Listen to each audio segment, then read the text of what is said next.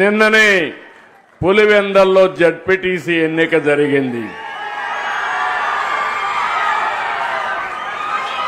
కొంతమంది నాయకులు నన్ను విమర్శిస్తున్నారు.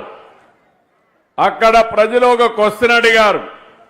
30 సంవత్సరాల తర్వాత ఓటు వేశాను, అందరికీ దండాలు అని ఒక వ్యక్తి బ్యాలెట్ బాక్స్ లో కాగితం వేశాడు. అంటే 30 సంవత్సరాలు అక్కడ ఓటేయలా, మొట్టమొదటిసారిగా ఓటేశారు. అంటే వాళ్లకు ఓటు హక్కు రాలేదు.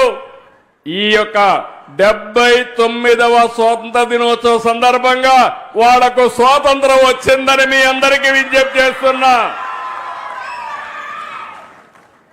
ఇంకో పక్క ఇంకొకతను కాగితం వేశాడు, మా వివేకా సార్కి న్యాయం చేయండి సార్ అని. చెయ్యాలనా లేదా న్యాయం?